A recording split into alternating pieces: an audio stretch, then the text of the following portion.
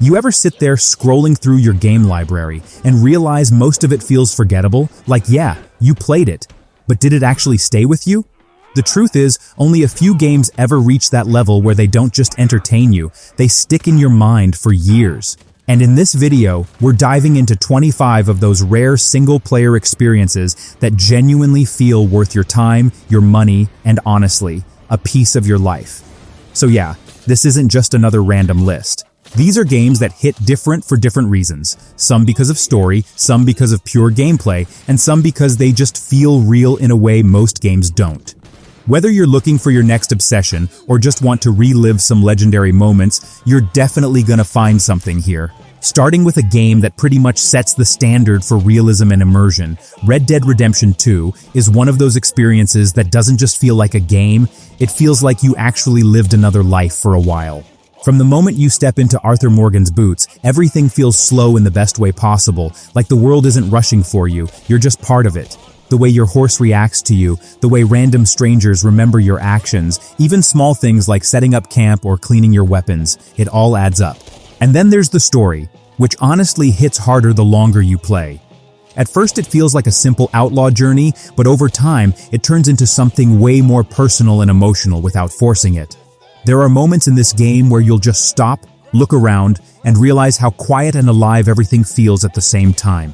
It's not perfect, the pacing can feel slow if you're used to fast action, but that's also what makes it special. It asks you to slow down, and if you let it, it becomes one of the most unforgettable experiences you'll ever have in gaming.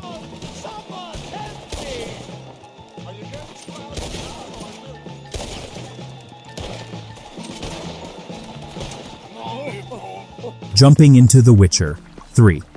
Wild Hunt feels like stepping into a world that doesn't care whether you're ready or not, and that's exactly why it works so well. Right from the start, you're not treated like some chosen hero who can fix everything easily. You're just Geralt, a monster hunter trying to survive in a messy, morally gray world where most choices don't have a clean outcome. What really stands out here is how even the smallest side quests feel like they could be main story content in any other game. You'll go in expecting a quick contract, and suddenly you're caught in a deep story about betrayal, love, or something straight up tragic. Combat has its own rhythm too, mixing swordplay with signs and potions, and once it clicks, it feels satisfying without being overly complicated. And then there's the world itself. From the war-torn villages to the quiet forests, everything feels handcrafted and alive in a grounded way. It's the kind of game where you can lose hours just riding through the map without even realizing it. Sure, the movement can feel a bit clunky at times, but once you're immersed, that barely matters. This is one of those rare games where the journey is just as powerful as the destination, and it stays with you long after you're done.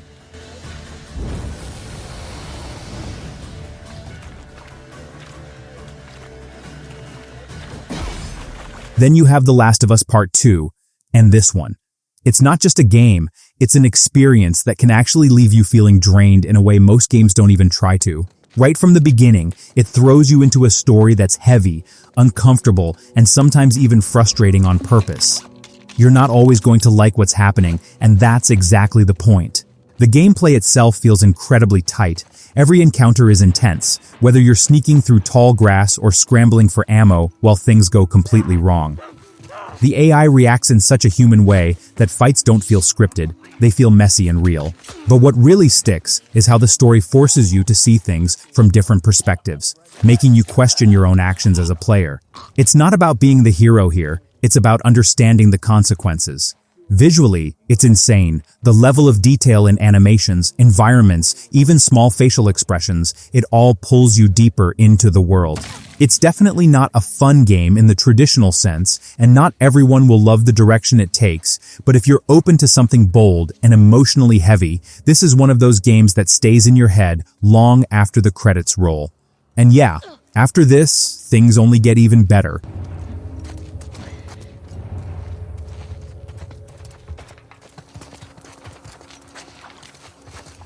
Right after that emotional roller coaster, God of War 2018 video game comes in and completely reinvents what this series used to be. If you played the older games, you remember Kratos as pure rage, just destroying everything in his path. But here, he feels different, older, calmer on the surface, but still carrying all that weight inside him. What makes this game hit so hard is the relationship between Kratos and Atreus. It starts off distant and a bit awkward, but slowly, naturally, it grows into something real without ever feeling forced. Gameplay-wise, the Leviathan axe is just insanely satisfying to use, especially when you throw it and call it back mid-fight. It never gets old. Combat feels heavy, grounded, and every hit actually means something. The camera sticking in one continuous shot throughout the entire game makes everything feel more personal, like you're right there with them on this journey. And the world itself, inspired by Norse mythology, is full of moments where you just stop and take it all in, whether it's a quiet lake or a massive boss fight that comes out of nowhere. It's not perfect, some sections slow things down a bit too much, but overall, it's one of those games that balances story and gameplay almost perfectly. And trust me, we're still just getting started, and then there's Elden Ring, a game that doesn't hold your hand for even a second, and somehow makes that feel refreshing instead of frustrating. The moment you step into the lands between, you're basically told nothing, no clear direction, no obvious path, just pure freedom and danger everywhere. And that's where it becomes addictive. You'll head towards something that looks interesting in the distance, get completely destroyed by an enemy you weren't ready for, then come back later stronger and finally take them down. And that feeling right there is unmatched. Combat is classic Souls style, slow, precise, and punishing if you get careless. But once you learn enemy patterns, it feels incredibly rewarding. The world design is honestly insane. Every area feels unique, and there's always something hidden, whether it's a secret dungeon, a boss, or gear that completely changes your build. There's barely any traditional storytelling, but the lore is everywhere if you pay attention, and it makes the world feel mysterious in a way most games can't replicate. It's definitely not for everyone, especially if you don't like difficulty, but if it clicks for you, it becomes one of those games you can't stop thinking about. And yeah, it only gets crazier from here.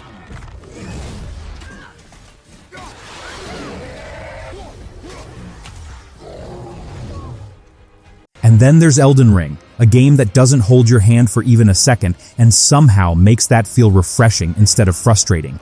The moment you step into the lands between, you're basically told nothing. No clear direction, no obvious path, just pure freedom and danger everywhere. And that's where it becomes addictive. You'll head towards something that looks interesting in the distance, get completely destroyed by an enemy you weren't ready for, then come back later stronger and finally take them down, and that feeling right there is unmatched. Combat is classic Souls style, slow, precise, and punishing if you get careless, but once you learn enemy patterns, it feels incredibly rewarding. The world design is honestly insane. Every area feels unique, and there's always something hidden, whether it's a secret dungeon, a boss, or gear that completely changes your build. There's barely any traditional storytelling, but the lore is everywhere if you pay attention, and it makes the world feel mysterious in a way most games can't replicate. It's definitely not for everyone, especially if you don't like difficulty, but if it clicks for you, it becomes one of those games you can't stop thinking about. And yeah, it only gets crazier from here.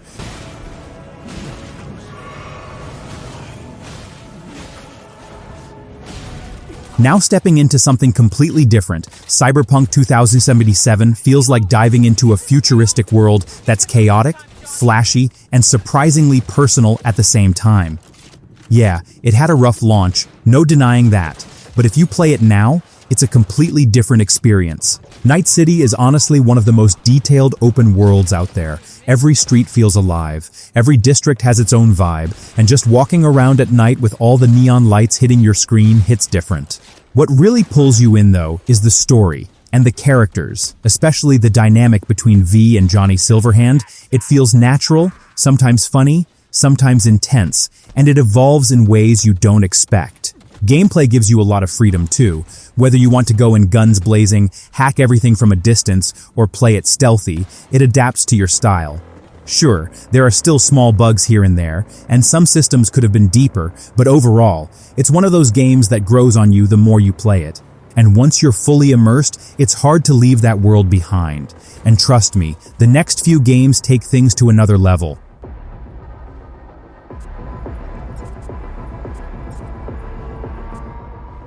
Then you step into Ghost of Tsushima, and right away it feels calm, almost peaceful. until it suddenly isn't. This game has a way of pulling you in with its atmosphere before you even realize it. Instead of cluttering your screen with markers, it lets the wind guide you, and that small detail alone makes exploring feel natural, like you're actually part of the world instead of following a checklist. Playing as Jin Sakai, you slowly feel that shift from an honorable samurai to something more dangerous, more unpredictable, and the game doesn't rush that change, it lets you live through it. Combat is clean and precise, switching stances mid-fight, timing your strikes, it feels smooth once you get the hang of it, and every duel has this cinematic intensity that makes it feel like you're in a movie. Visually, it's just beautiful. Whether it's golden fields, red leaves falling around you, or quiet moments at a shrine, it's the kind of game where you'll stop moving just to take it in. It might not reinvent everything, but the way it blends style, story, and gameplay makes it unforgettable. And yeah, we're only getting deeper into the list from here. And then you've got Grand Theft Auto 5, which at this point almost feels timeless, because no matter how many years pass, people just keep coming back to it. What makes this game stand out is how effortlessly it balances chaos and storytelling. One minute you're in the middle of a serious mission, and the next you're doing something completely random that somehow turns into one of your favorite moments. The three-character system with Michael, Franklin, and Trevor adds a lot of variety, each one bringing a different vibe, and switching between them never really gets boring. The world of Los Santos feels alive in a way that still holds up today. From busy streets to quiet countryside areas, there's always something happening around you. Gameplay-wise, it's smooth and flexible. Whether you're driving, shooting, or just exploring, everything feels easy to jump into. The story isn't the deepest out there, but it's entertaining, sharp, and full of memorable moments that stick.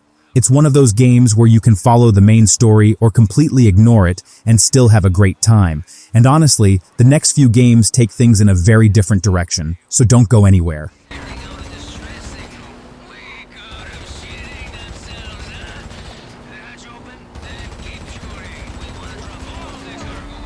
After all that chaos, The Legend of Zelda. Breath of the Wild feels like a breath of fresh air in the most literal way. This is one of those games that just lets you exist in its world without constantly telling you what to do, and somehow that freedom makes everything more exciting. From the moment you step out into Hyrule, you can go anywhere, climb anything, and experiment with the environment in ways that feel natural instead of scripted. What really stands out is how the game rewards curiosity. You see a mountain in the distance, you can go there. You notice something weird happening with the weather or physics, you can use it to your advantage. Even combat feels open-ended, like you're not just fighting enemies, you're interacting with the world itself. The story is more subtle compared to other games on this list, but that actually works in its favor because it lets the atmosphere and exploration take center stage. There's a peacefulness to it, mixed with moments of danger, that makes the whole experience feel unique. It's not about rushing to the end, it's about the journey, the small discoveries, and those unexpected moments that stay with you. And yeah, we're not even halfway through yet, and things are about to get even more interesting.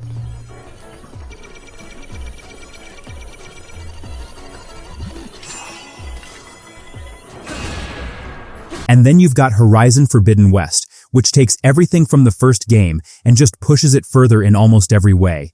Stepping back into Aloy's world feels familiar, but at the same time way bigger and more detailed.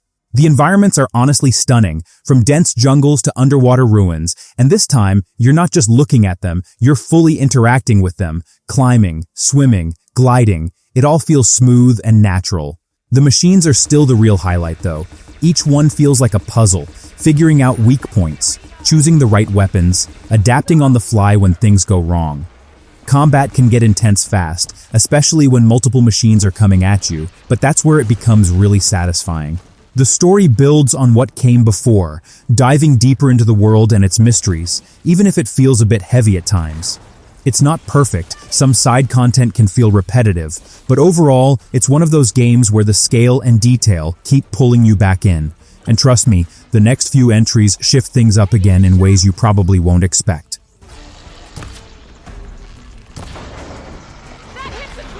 And then, there's Marvel's Spider-Man 2018 video game, which is one of those rare games that just feels right the moment you start playing. The web swinging alone is enough to hook you. It's fast, smooth, and once you get into the rhythm of it, you almost don't want to touch the ground. Just moving through New York becomes fun on its own, and that's something not many games can pull off. But it's not just about movement. The combat has this nice flow to it where you're constantly switching between dodging, gadgets, and aerial attacks, and it makes every fight feel dynamic instead of repetitive. What really makes it stand out, though, is how it handles Peter Parker as a character. You're not just playing a superhero, you're dealing with his personal struggles too, trying to balance life, responsibility, and everything falling apart around him. The story builds up in a way that feels natural, and by the time it hits those emotional moments, they actually land. It might not be the most complex game on this list, but the way it combines fun gameplay with a heartfelt story makes it unforgettable. And yeah, we're just getting into another strong stretch of games from here. How do you like my new suit? Dashing. Where'd you get it? It's an exclusive club. Following that, Uncharted 4. A Thief's End feels like stepping into a blockbuster movie where you're actually in control, and somehow it never loses that sense of excitement. Right from the start, there's this more grounded tone compared to the earlier games. Like Nathan Drake isn't just chasing treasure anymore, he's dealing with real life, relationships, and the consequences of his past. But once the adventure kicks in, it still delivers those insane set pieces, climbing, collapsing structures, high-speed chases, moments where everything is going wrong and you're barely holding on.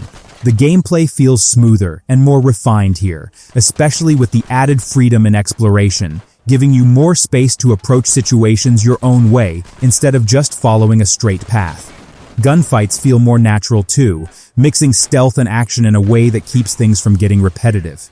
And visually, it still looks incredible. The environments are detailed, colorful, and full of small touches that make them feel real. It's not the longest game out there, but the pacing is tight, and it knows exactly when to slow down and when to go all out. It's the kind of ending that feels earned. And trust me, the next few games are about to test your skills in a completely different way. Still got it. Come on, right behind you. And then comes Sekiro, Shadows Die Twice, and yeah, this is where the game stops being forgiving and starts demanding your full attention. Unlike other Souls-style games where you can over-level or change builds, here it's just you, your sword, and your timing. At first, it feels brutal, like the game is punishing you for every small mistake, but slowly, something clicks. You start reading enemy movements, deflecting attacks perfectly, staying aggressive instead of backing off, and suddenly fights that felt impossible become some of the most satisfying moments you'll experience. The posture system completely changes how combat feels. It's not about draining health slowly, it's about breaking your opponent's stance and finishing the fight with precision. Movement is faster too, with grappling hooks adding verticality that keeps things dynamic. The world, inspired by feudal Japan, feels dark, mysterious, and full of danger around every corner. It's definitely not for everyone, especially if you're not into challenging games, but if you stick with it, the sense of mastery you get is on another level. And yeah, the next entries don't get any easier either, so stay with me. Right after that, Bloodborne takes that challenge and flips it into something even more aggressive and intense. Where Sekiro teaches patience and precision, this game pushes you to stay on the attack, almost like backing off is the worst thing you can do. The combat feels fast, risky, and honestly a bit chaotic at first, but once you understand the rhythm, it becomes incredibly satisfying. That regain system, where you can recover health by striking back quickly, completely changes how you approach fights, making every encounter feel like a constant back and forth instead of just survival. The world itself is dark and unsettling, with this gothic horror vibe that slowly turns into something even stranger the deeper you go. You don't always understand what's happening, but that mystery is part of what makes it so memorable. Enemy designs, level layouts, and the overall atmosphere just stick with you in a way that's hard to explain. It's not the most welcoming game, and yeah, it can feel overwhelming at times, but if you push through, it becomes one of those experiences that you respect as much as you enjoy. And trust me, we're about to switch things up again in the next few games.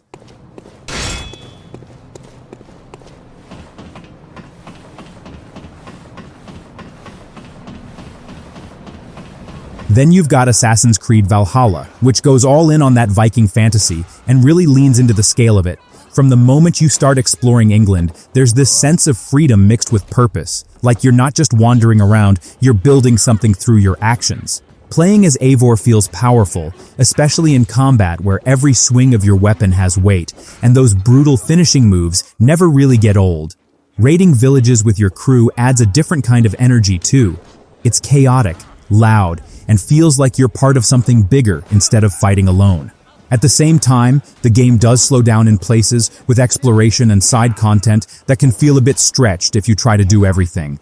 But if you take it at your own pace, it becomes a more enjoyable experience. The world is massive, maybe even a bit too big, but there are moments where you'll just ride through the landscape and appreciate how detailed it all feels. It's not the tightest Assassin's Creed game, but it delivers on that Viking journey in a way that's easy to get lost in. And yeah, we've still got some really interesting picks coming up next.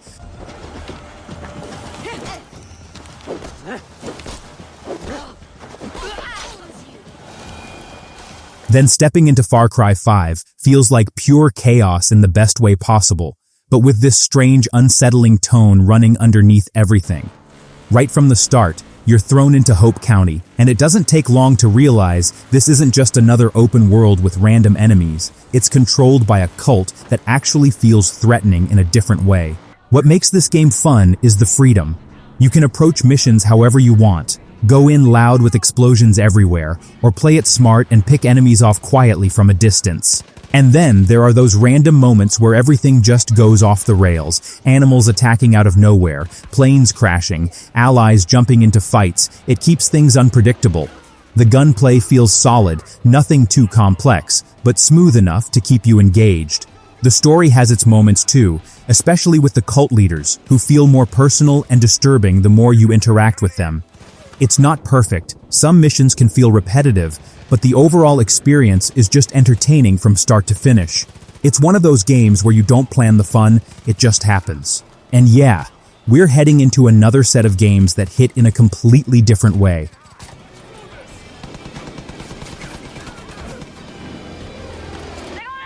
And then there's Days Gone, which at first might feel like just another zombie game, but the longer you stick with it, the more it starts to stand out in its own way. Riding through a broken world on your bike, as Deacon St. John has this lonely, almost quiet feeling, like you're constantly on edge, but also kind of used to it. The bike itself becomes a big part of the experience too, managing fuel, upgrading it, making sure it doesn't leave you stranded in the middle of nowhere. It adds this survival layer that actually matters. And then there are the hordes, those massive groups of freakers that can suddenly turn a calm moment into pure panic. The first time you run into one, it's honestly overwhelming, but once you learn how to deal with them, it becomes one of the most intense and satisfying parts of the game. The story takes a bit of time to pick up, but when it does, it becomes more emotional than you might expect, especially with Deacon's personal journey. It's not a perfect game, pacing can feel slow early on, but if you give it time, it really grows on you. And yeah, the next few games bring something completely different again, so stay with me.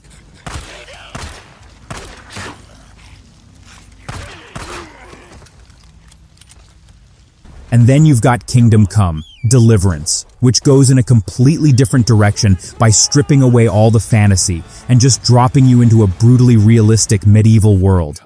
You're not a hero here, not at the start at least. You're just Henry, a regular guy who can barely hold a sword properly, and that's what makes the journey feel so unique. Everything takes time to learn, from combat to reading, even basic survival feels earned. The fighting system can feel clunky at first, but once you understand positioning, timing, and stamina, it becomes way more engaging than it seems on the surface. What really stands out is how grounded everything is. No magic, no shortcuts, just you figuring things out step by step. Even conversations and choices feel more realistic, with consequences that don't always go your way. The world itself feels authentic too. From the villages to the forests, it's not flashy, but it feels believable. It's definitely not for everyone, especially if you prefer faster-paced games, but if you're into immersion and realism, this one hits differently. And yeah, we're about to jump into some games that mix that depth with a bit more freedom next.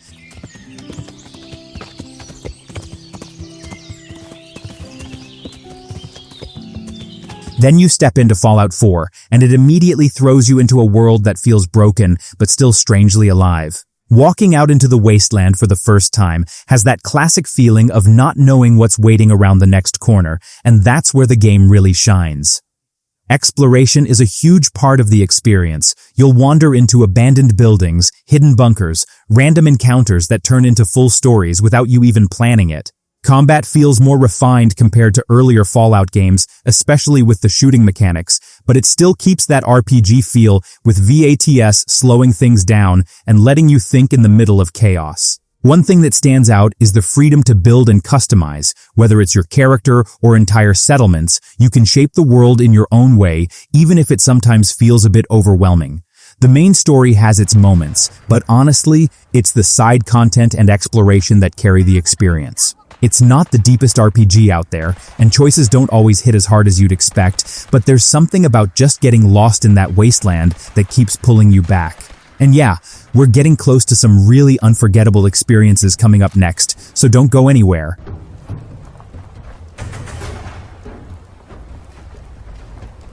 And then there's Skyrim, a game that honestly feels like it never left, no matter how many years go by. The moment you step into its world, there's this immediate sense of freedom, like you can go anywhere, do anything, and become whoever you want. You don't have to follow the main story at all. You can just pick a direction and start your own adventure, and somehow that turns into hours of gameplay without you even realizing it. One minute you're chasing a quest, the next you're deep inside a cave fighting something you didn't expect, and then suddenly you're part of a whole different storyline. Combat is simple, maybe even a bit dated now, but the variety in playstyles, magic, stealth, melee keeps things interesting. What really makes it special, though, is the sense of discovery. There's always something hidden, something unexpected, and that feeling never really goes away. It's not perfect, yeah, it has its bugs and quirks, but somehow that even adds to its charm. This is one of those games that doesn't just give you a story, it lets you create your own. And yeah, we're heading into some really strong final entries now.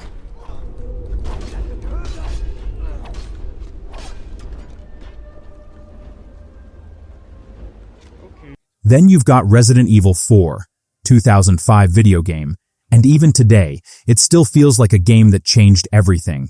The moment you step into that village as Leon, there's this constant tension that never really lets go. It's not just about jump scares, it's the way the game keeps you on edge, limited ammo, enemies that don't go down easily, and that feeling that things can go wrong at any second. The over-the-shoulder camera might seem normal now, but back then, it completely reshaped how third-person shooters played, and honestly, it still holds up. Combat has this satisfying balance where you're forced to think when to shoot, when to run, when to conserve resources. And then there's the pacing. It keeps throwing new situations at you, new enemies, new environments, so it never feels repetitive. The story is a bit over the top at times, but that actually adds to its charm. It doesn't take itself too seriously, yet it still pulls you in. It's one of those games that you can go back to even now and still feel that same tension and excitement. And yeah, we're getting really close to the final stretch, and it only gets better from here.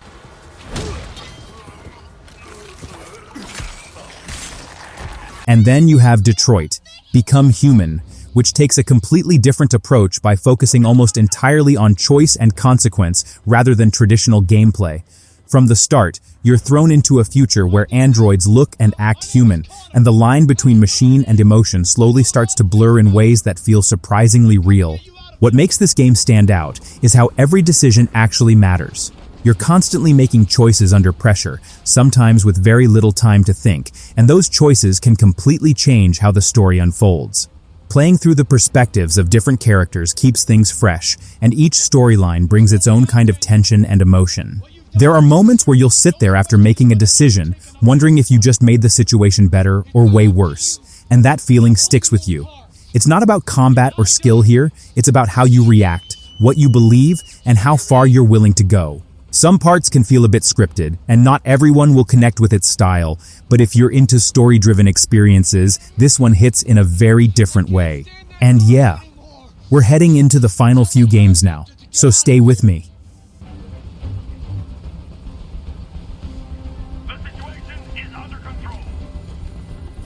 Then comes Death Stranding, and this is one of those games that either clicks with you in a big way or feels completely strange at first. On the surface, it sounds simple. You're just delivering packages across a broken world, but once you actually start playing, it becomes something much deeper. Every step you take matters. Balancing your cargo, planning your route, dealing with rough terrain, it turns movement itself into the main challenge. And somehow, that slow, quiet journey becomes relaxing and intense at the same time. The world feels empty, but not in a boring way. More like there's this constant tension in the silence, especially when those supernatural elements come into play. What really makes it stand out is the feeling of connection. Even though you're technically alone, you start seeing other players' structures, bridges, signs, and it creates this shared experience without direct interaction. The story is definitely unique, sometimes confusing, but it sticks with you because it tries something different. It's not a game for everyone, and yeah, it can feel slow, but if you get into its rhythm, it becomes surprisingly hard to put down. And now we're heading into the final moments of this list.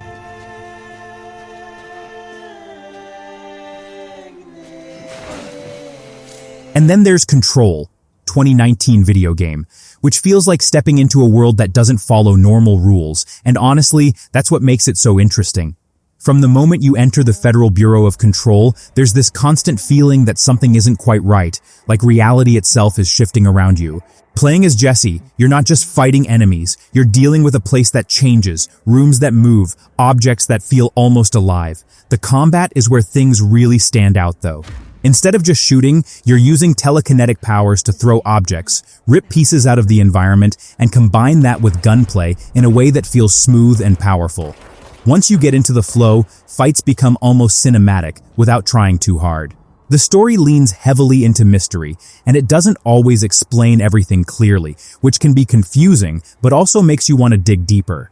Visually, it has this clean but unsettling style that sticks with you. It's not the longest game, and some parts can feel repetitive, but the overall experience feels unique in a way that most games don't even attempt. And now, we're down to the final entry.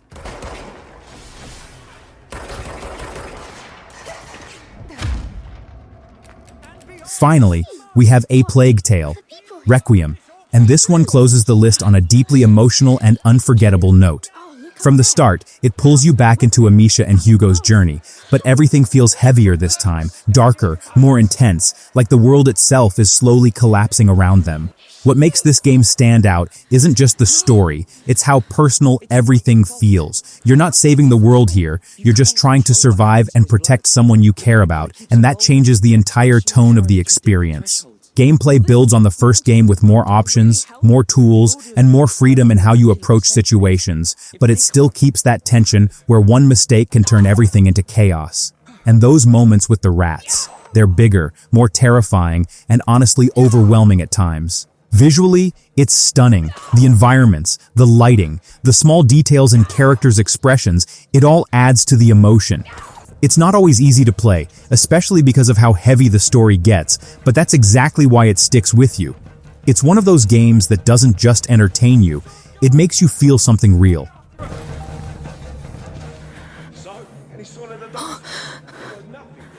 A doctor.